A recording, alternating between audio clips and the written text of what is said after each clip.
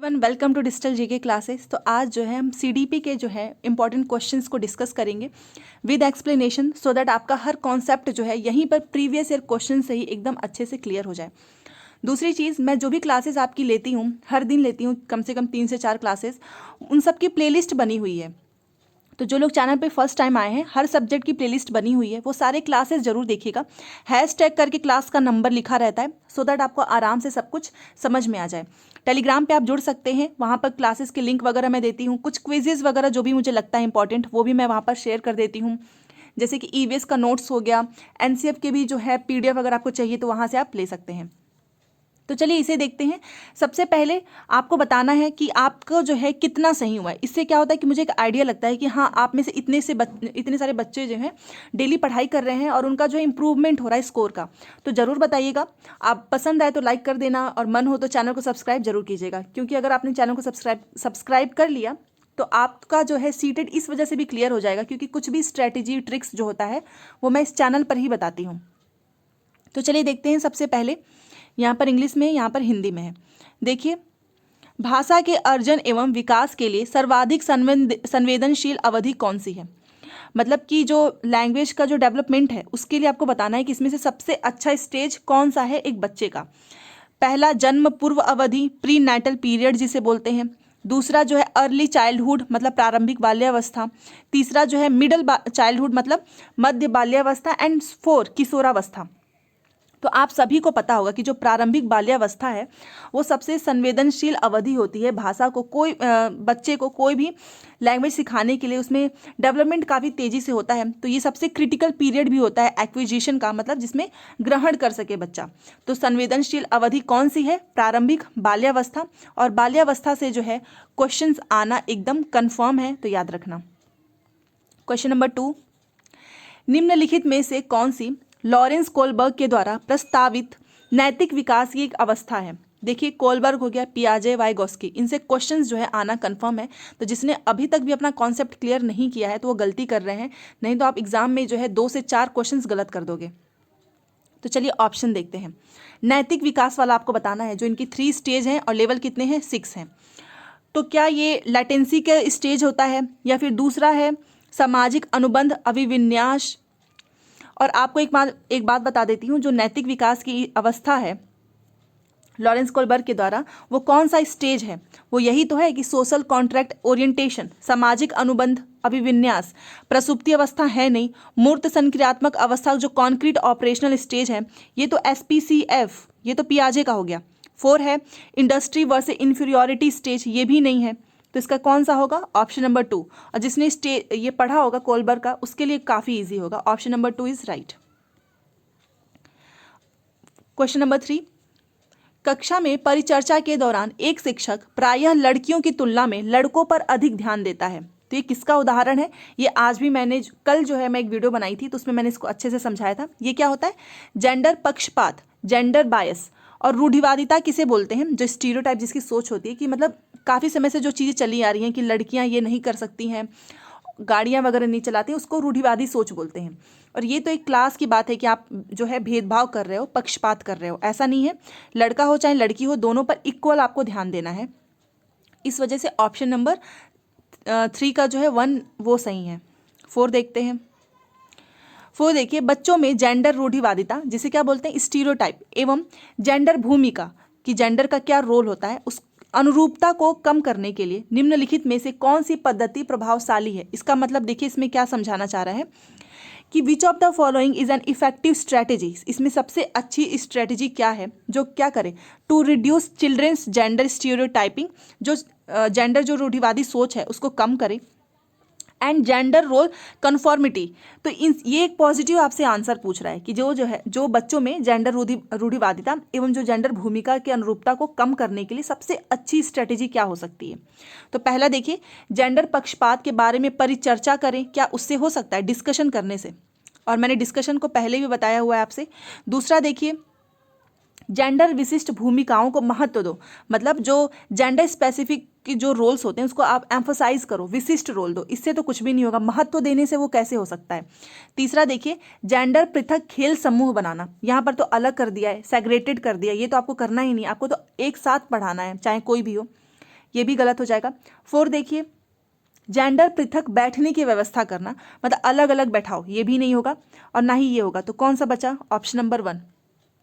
ताकि आप जो है जितना ज़्यादा इस पर डिस्कशन करोगे जेंडर बायस पे, तभी जाकर जो है ये एक इफेक्टिव स्ट्रेटेजी होगी। इसको महत्व आप दे दोगे, अलग कर दोगे, उससे कुछ भी फर्क नहीं पड़ेगा। आपको क्या करना होगा, इस पर एक बढ़िया सा परिचर्चा करें, जिससे कि बच्चों में जो है ये सोच विकसित हो, और ये सबसे प्रभावशाली पद्धति है। Option number 1 is right. Next देखते हैं 5। निम्नलिखित में से किस मनोवैज्ञानिक ने बच्चों को ज्ञान के सक्रिय जिज्ञासु के रूप में देखते हुए उनके चिंतन पर सामाजिक एवं सांस्कृतिक विषय वस्तुओं के प्रभाव को महत्व दिया है? तो बस जिसको ये थ्योरी भी पता होगा कि सामाजिक एवं सांस्कृतिक विषय के बारे में किसने बात की है, वो आराम से कर लेगा। मैंने हमेशा बताया है, लेव वाइगोस्की ने कौन सा थ्योरी दिया है? सामाजिक अधिगम का सिद्धांत, जिसमें वो कल्चरल टूल्स की बात करते हैं कि बच्चे जो हैं सांस्कृतिक विकास से बहुत अच्छे से बहुत कुछ वो सीख सकते हैं। तो ऑप्शन नंबर 2 इज राइट। और ये भी याद रखिएगा कि ज्ञान के सक्रिय जिज्ञासु के रूप में भी इन्होंने देखा है। तो option number 2 is right. Question number 6 देखिए, जिग्सा पहेली को करते समय, जिग्सा क्या है? एक पजल है। तो 5 वर्ष की जो नजमा है वो खुद से कहती है, स्वयं से कहती है कि नीला टुकड़ा कहाँ है? नहीं यह वाला नहीं, गाढ़े रंग वाला, जिससे यह जूता पूरा बन जाएगा। मतलब वो कोई पजल बना रही है और वो खुद से बात कर रही है कि नीला टुकड़ा कहाँ है। फिर वो बोलती है कि नहीं ये वाला नहीं, गाढ़े रंग वाला। तो इस जो ये बात उसने खुद से किया है, इसको वाइगोस्की जो है वो किस तरह से जो है रिफर्ड करते हैं, मतलब संबोधित करते हैं? क्या ये प्राइवेट स्पीच है, या फिर ये टॉक अलाउड है, जोर से बोलना, या फिर ये कोई स्कैफोल्डिंग है, या फिर 4 ईगोसेंट्रिक स्पीच? जिसने लेव वाइगोस्की की थ्योरी पढ़ी है उसे पता होगा कि ये क्या कहते हैं इसको? प्राइवेट स्पीच, क्योंकि वो जो है खुद से बात कर रही है। तो बच्चा जब भी खुद से बात करता है कि नहीं ये वाला नहीं, ये कहाँ गया है, तो उसको जो है वाइगोस्की ने क्या कहा है? Private speech. तो ऑप्शन नंबर 1 इज राइट। चलिए 7 क्वेश्चन पे, बच्चों को संकेत देना तथा आवश्यकता पड़ने पर सहयोग प्रदान करना निम्नलिखित में से किसका उदाहरण है? अब ये देखिए, ये मैंने पहले भी आपको बताया है कि जब भी बच्चा कोई काम करे, आप उसमें उसको थोड़ा बहुत हिंट दे दो, और जहाँ पर उसको ज़रूरत पड़े वहाँ पर उसको हेल्प कर दो, ताकि वो काम को कर ले। तो उसको क्या बोलते हैं? उसको स्कैफ फोल्डिंग बोलते हैं, जिसे हिंदी में क्या बोलते हैं? पाड़ या फिर ढांचा। रीइंफोर्समेंट क्या होता है? जिसमें आप बच्चे को वो कुछ प्राइज़ वगैरह दे देते हो। कंडीशनिंग आपको कराना नहीं है, ना ही मॉडलिंग। ये क्या होता है? ये स्कैफ फोल्डिंग होता है। Option number 4 is right. Next question है 8। निम्नलिखित व्यवहारों में से कौन सा जीन पियाजे के द्वारा प्रस्तावित मूर्त संक्रियात्मक अवस्था, जिसे बोलते हैं कॉन्क्रीट ऑपरेशनल स्टेज, को प्रस्तावित करता है? SPCF, sensory motor, pre operational, concrete and formal. ये थ्योरी आपको एकदम पता होना चाहिए। तो आप बताइए कौन सी स्टेज में ऐसी, इसमें से कौन सा जो है वो कॉन्क्रीट का है? तो चलिए देखते हैं। 8 पहला है जिसमें हाइपोथेटिकल मतलब रीजनिंग आ जाती है, जो परिकल्पना वाली सोच, ये तो होगा नहीं, ये तो फॉर्मल में होता है 4 स्टेज में। ऑप्शन नंबर 2 देखिए, संरक्षण या फिर कक्षा समावेशन। ये देखिए, इसको क्या बोलते हैं? Conservation and class inclusion. Conservation का मतलब कि एक छोटा सा ग्लास है, एक बड़ा सा ग्लास है, और पानी जो है जितना इसमें उतना इसमें भी है, बट बच्चे को ये लगेगा कि नहीं, पानी जो है बड़े वाले ग्लास में ज़्यादा है। इसका मतलब क्या है? कंजर्वेशन है उसकी सोच में। वो अभी ये नहीं सोच सकता है कि चाहे आप बड़े बर्तन में पानी दे दो या छोटे बर्तन में, उतना ही पानी किसी में भी डालो, वो उतना ही रहेगा, इक्वल ही रहेगा। कोई फर्क नहीं पड़ेगा कि बर्तन छोटा है या बड़ा। बट वो बच्चे को उस टाइम पे उसकी सोच जो है इतनी विकसित नहीं हो पाती है, तो उसे बोलते हैं कंजर्वेशन, याद रखिएगा। एंड कक्षा समावेशन, तो मूर्त संक्रियात्मक अवस्था जो है किसे प्रस्तावित करता है? ऑप्शन नंबर 2, ये जो है कॉन्क्रीट ऑपरेशनल स्टेज में होता है। तो आपको ये याद रखना है। नेक्स्ट क्वेश्चन 9, बच्चों के संज्ञानात्मक विकास के संदर्भ में निम्नलिखित में से कौन सी पियाजे की संरचना है? संज्ञानात्मक विकास का मतलब कॉग्निटिव डेवलपमेंट ऑफ चिल्ड्रन। उसके कॉन्टेक्स्ट में बताइए कि पियाजे की संरचना क्या है। और ये कई बार पूछा हुआ है। स्कीमा, जब भी स्कीमा की बात आए तो वो समझ लीजिएगा वो पियाजे से ही रिलेटेड है, क्योंकि स्कीमा की बात कौन करते हैं? पियाजे करते हैं। तो चलिए option number 1 is right. Next question 10 है, आकलन मतलब असेसमेंट का प्राथमिक उद्देश्य क्या होना चाहिए? अब पॉजिटिव टैग वर्ड्स याद रखिएगा। पहला कि आप क्या करो, एक असाइन कर दो रैंक टू स्टूडेंट्स, मतलब विद्यार्थियों के लिए श्रेणी निश्चित कर दो, क्या ये होगा? बिल्कुल भी नहीं, आपको कोई भी चीज़ निश्चित नहीं करना है। दूसरा, संबंधित अवधारणाओं के बारे में बच्चों की स्पष्टता तथा भ्रांतियों को समझना, और ये एक बार और मैंने कराया हुआ है, इसका यही राइट होगा। असेसमेंट करिए, बट आपको ये देखना होगा कि बच्चे की जो सोच है कॉन्सेप्ट से रिलेटेड कितनी इसमें क्लैरिटी आई है, कोई भी कंफ्यूजन हो कॉन्सेप्ट से रिलेटेड आपको उसको समझना है। तो ऑप्शन नंबर 2 इज राइट। तीसरा देखिए, प्राप्तांकों के आधार पर आपको बच्चों को नामांकित करना है, मैंने पहले भी बोला है, बच्चों पे लेवल नहीं लगाना है। 4, रिपोर्ट कार्ड में उत्तीर्ण या अनुत्तीर्ण अंकित कर दें कि बच्चा फेल हो गया है पास हो गया, ये एकदम गलत है। तो इसका राइट आंसर है ऑप्शन नंबर 2। नेक्स्ट क्वेश्चन 11 है, निम्नलिखित कथनों में से कौन सा बुद्धि के बारे में सही है? देखिए बुद्धि की बात हो रही है तो आपको पता ही होगा कि आपको क्या सोचना है, पॉजिटिव वर्ड ही सोचना है। पहला, बुद्धि एक निश्चित योग्यता है जो जन्म के समय ही निर्धारित होती है। क्या ऐसा होता है कि आप जैसे ही पैदा हो तभी आपकी बुद्धि जो है वो निर्धारित हो जाए? बिल्कुल भी नहीं। दूसरा देखिए, बुद्धि को मानकीकृत परीक्षणों के प्रयोग से सटीक रूप से मापा एवं निर्धारित किया जा सकता है। जो इंटेलिजेंस है उसको can be accurately measured and determined by using standardised test. एकदम गलत है, एकदम आप इसको सटीक रूप से नहीं माप सकते हो, ना ही निर्धारित कर सकते हो बुद्धि को। तो इसके साथ आपके दूसरे कॉन्सेप्ट भी क्लियर हो रहे होंगे। तीसरा देखिए, बुद्धि एक एकात्मक कारक तथा एक एकाकी विशेषक है, मतलब intelligence is a unitary factor and a single trait. ये भी गलत है, ये यूनिटरी नहीं है, ये क्या है, बहुआयामी है। तो इसका राइट आंसर होगा ऑप्शन नंबर 4। इंटेलिजेंस क्या है, मल्टी डायमेंशनल है, मतलब बहुआयामी है तथा जटिल योग्यताओं का एक समूह है, एक कॉम्प्लेक्स एबिलिटीज है। क्योंकि आप बहुत से डिफिकल्ट काम भी कैसे कर लेते हो, अपनी बुद्धि से ही तो कर लेते हो, आसान काम तो सब लोग कर लेते हैं। तो ये क्या है, एक बहुआयामी है और एक जटिल योग्यताओं का एक समूह है।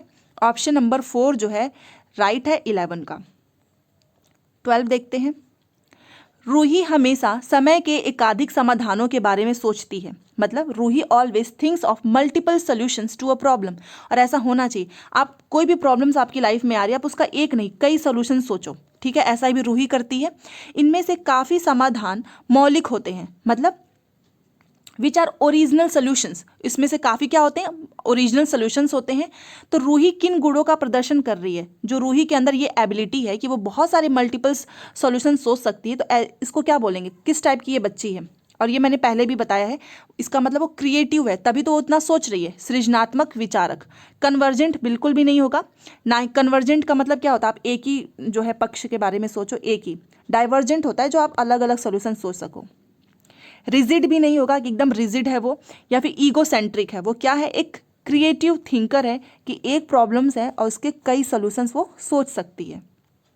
Option number 1 is right. Question number 13 देखिए, शिक्षण अधिगम प्रक्रिया में वंचित समूह से संबंधित विद्यार्थियों के द्वारा सहभागिता कम होने की स्थिति में एक शिक्षक को क्या करना चाहिए? मतलब in a situation of less participation of students belonging to a deprived group in teaching learning process a teacher should, कि आप एक शिक्षण अधिगम प्रक्रिया कर रहे हो और वहाँ पर वंचित समूह से संबंधित कुछ बच्चे हैं, बट उनके द्वारा क्या हो रहा है, सहभागिता कम हो रहा है, मतलब बच्चे जो हैं ज़्यादा नहीं साथ में पढ़ रहे हैं या कुछ भी कर रहे हैं। तो इसमें आप एज अ टीचर क्या करोगे? सबसे पहला, बच्चों को विद्यालय छोड़ने के लिए कहेंगे, बिल्कुल भी नहीं कि कोई बच्चा सहभागिता नहीं हो रहा है तो आप उसको कह दो कि तुम क्लास से जो बाहर जाओ, स्कूल ही छोड़ दो। दूसरा, इस स्थिति को जैसी है स्वीकार कर ले, मतलब एक्सेप्ट कर लो, जैसा चल रहा है चलने दो, ऐसा बिल्कुल भी नहीं करना है। तीसरा, इन विद्यार्थियों से अपनी अपेक्षाओं को कम करना चाहिए। अच्छा, मतलब जो बच्चे हैं वंचित समूह से हैं, आप उनसे खुद कहो कि तुम क्या करो, अपनी एक्सपेक्टेशंस को कम कर दो, लोअर कर दो, बिल्कुल भी नहीं। 4, अपनी शिक्षण पद्धति पर विचार करना चाहिए तथा बच्चों की सहभागिता में सुधार करने के लिए नए तरीके ढूंढने चाहिए। And this is right. जब भी ऐसा कुछ हो तो आप खुद, इसका मतलब आपकी जो टीचिंग मेथड है आप उस पर सोचो कि कहीं कुछ गलत चीज़ें तो आप नहीं पढ़ा रहे हो, सही से तो नहीं, सही से पढ़ाइए। तथा जो बच्चे हैं उनकी सहभागिता में आपको क्या करना है, सुधार करने के लिए बहुत मल्टीपल्स जो है नए नए तरीके जो हैं, सोल्यूशंस जो हैं वो फाइंड करना है। तो ऑप्शन नंबर 4 इज राइट। और ये है 14 क्वेश्चंस। एक समावेशी कक्षा में एक शिक्षक को विशिष्ट शैक्षिक योजनाओं को, अब देखिए चाहे समावेशी शिक्षा समावेशी हो या फिर इंक्लूजन हो या इंक्लूसिव हो, इसका एक ही मतलब होता है कि आपको सभी बच्चों को एक साथ बैठा के पढ़ाना है, अलग अलग मतलब नहीं होता है। तो समावेशी कक्षा में क्या होता है, एक शिक्षक को विशिष्ट शैक्षिक योजनाओं को कैसे कराना चाहिए, इंक्लूसिव क्लासरूम में a teacher individualised education plan कैसे प्लान करना चाहिए? पहला, तैयार नहीं करना चाहिए, ऐसा होगा? बिल्कुल भी नहीं। कभी कभी तैयार करना चाहिए कि वो, इसका मतलब यही बोल रहा है कि आप जो हो एक टीचर हो और आपको समावेशी कक्षा में बहुत सारे बच्चे मिलेंगे, कुछ बहुत तेज़ होंगे, कुछ कमज़ोर होंगे, कुछ जो है डिसेबल होंगे, तो उनके हिसाब से आपको अपनी प्लानिंग बनानी है, अपना लेसन प्लान, कि आप एक ऐसा लेसन प्लान बनाओ जिससे कि आप हर बच्चे पर जो है ध्यान दे सको। तो ऐसा ही करना चाहिए, ऐसा नहीं कि बिना लेसन प्लान के क्लास में घुस जाओ और पढ़ाने लगो। तो ये गलत हो गया, ये भी गलत हो गया। तीसरा, सक्रिय रूप से तैयार करना चाहिए, एंड दिस इज राइट, एकदम एक्टिवली प्रिपेयर होना चाहिए कि आप सोच सको कि हर बच्चे की नीड क्या है, ज़रूरत क्या है। 4 देखिए, तैयार करने के लिए हतोत्साहित होना चाहिए। हतोत्साहित तो नेगेटिव वर्ड है, ये गलत हो जाएगा। Option number 3 is right, should actively prepare. 4 देखिए, पठन वैफल्य मतलब डिसलेक्सिया, और डिसलेक्सिया से क्वेश्चंस बहुत बार पूछा हुआ है। डिसलेक्सिया बच्चों के प्राथमिक लक्षण क्या है? मतलब डिसलेक्सिया का आपको मतलब ही बताना है, सिंपल सी बात है। देखिए, डिसलेक्सिया का मतलब पढ़ने से संबंधित होता है। डिसग्राफिया एक आता है, डिसग्राफिया, और ग्राफ का मतलब क्या होता है? ग्राफ आप जैसे पहले मैथ्स वगैरह में बनाते थे, तो डिसग्राफिया जो है वो लिखने से संबंधित होता है। ये 2 पॉइंट याद रखना। तो देखते हैं डिसलेक्सिया के लक्षण क्या है। सबसे पहला देखिए, अटेंशन डेफिसिट डिसऑर्डर्स, मतलब जहाँ पर आप फोकस ना कर पा रहे हो, ये गलत है। अपसारी चिंतन, ये भी गलत है। ये क्या है? ऑप्शन नंबर 3, क्योंकि पढ़ने से रिलेटेड होता है। धारा प्रवाह, पढ़ने की अक्षमता। इनएबिलिटी टू रीड फ्लुएंटली, यही होता है। एक ही गति विषयक कार्य को बार बार दोहराना, ये बिल्कुल भी नहीं है, क्योंकि ये डिसलेक्सिया का मतलब ही होता है पढ़ने से रिलेटेड। तो ऑप्शन नंबर 3 इज राइट। तो इसका होगा 3। ये थी आज की क्लास। प्लीज़ मुझे बताइएगा 15 में से आपके कितने सही हुए, और क्या डेली क्लासेस से आपको कुछ ना कुछ आपको अपनी पढ़ाई में सुधार दिख रहा है या नहीं। ये सारी चीज़ें आपको खुद से असेस करते रहना चाहिए। असेसमेंट आपको अपना खुद करो, तभी जाकर आपका सीटेड जो है वो समझ पाओगे आप कि हाँ कौन कौन सा आपका सेक्शन जो है वो वीक है। कोई भी डाउट हो टेलीग्राम पे पूछ सकते हो, बट एक चीज़ है कि टेलीग्राम पे इतने सारे मैसेज होते हैं कि मैं वहाँ पर देख भी नहीं पाती हूँ कभी कभी कि कौन कौन सी चीज़ें आप उसमें लिखे हो। बहुत सारे मैसेज होते हैं, कमेंट में अगर आप लिख देते हो तो 1 बाय 1 वहाँ पर वो शो होता है। तो जैसे जहाँ पर आप कंफर्टेबल हैं वहाँ पर लिखिएगा। बस मैं अपनी कोशिश करती रहूँगी कि आपको अपना बेस्ट दूँ और आपका सीटेड जो है वो क्लियर हो जाए। Thanks for watching.